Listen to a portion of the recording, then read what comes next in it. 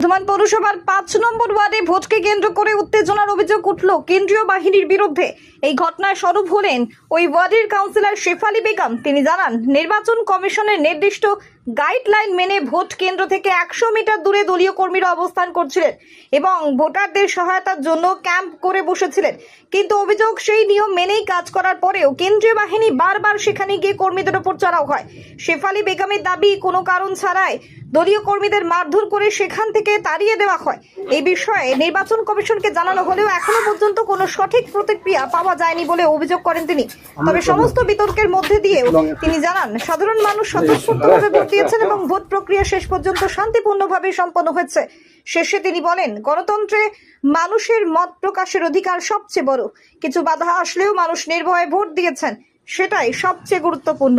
পূর্ব বর্ধমান থেকে ক্যামেরায় আজমাত আলীর সঙ্গে আলী মিরাজের রিপোর্ট, মাটির মানুষ ডিজিটাল নিউজ। কেন্দ্র বাহিনী এত অত্যাচার, কি বলবেন? এই জীবনে প্রথম দেখলাম রাজনৈতিক প্রতিহিংসা বিজেপি তার পারছে না, কেন্দ্র বাহিনী দিয়ে করাচ্ছে। সব শিখিয়ে পাঠিয়েছে মানুষকে বিরক্ত করার। কেন বেছে বেছে বর্ধমান তৃণমূল নেতাদের এলিগেশন দেওয়া হচ্ছে এবং তাদেরকে হ্যারাসমেন্ট করা হচ্ছে? বিজেপি তো মাঠে ময়দান নেই, মাঠে ময়দান তৃণমূল আছে, তাদেরকে হাসবেন্ড তো করতেই হবে। রাজনৈতিকভাবে তো পারবে না তারা। তারা দাবিয়ে রেখে কি তাদেরকে ভোট করানো হবে, এই ভাবনা ছিল না, বিজেপির? সেটা কখনো পারবে না।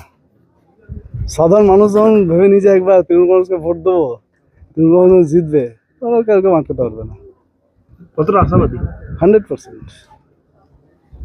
আমরা 200-র উপরে সিট নিয়ে সরকার করবো এবং 5 নম্বর ওয়ার্ডে আমরা লিড দেবো। এই ওয়ার্ডে ভোট কেমন হয়েছে? ভালো পিসফুল ভোট হয়েছে, মানুষ স্বতঃস্ফূর্ত ভোট দিয়েছে। একদম নিজের ভোট নিয়ে নিজে ভোট নিজে দিয়েছে। আপনার নাম বলছে? ফিরোজ খান, 5 নম্বর ওয়ার্ড সভাপতি। ভোট খুব ভালো হয়েছে, জনগণ সাড়া দিয়েছেন।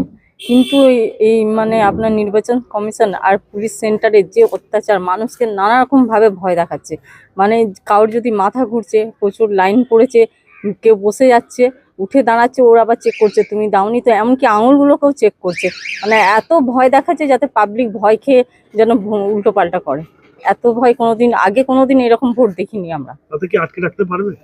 কেউ পারবে না আটকে, যতই শক্তিমান আসুক কেউ পারবে। পাবলিক যখন একবার ভেবে নিয়েছে কাকে ভোট দেবো, তার উপরে কেউ কিছু করার নেই। ওদের পলিসি জানেন তো, বিজেপি সরকার মানে সাধারণ মানুষকে কিভাবে বিভ্রান্ত করছে, ওদের তো কিছু করার নেই।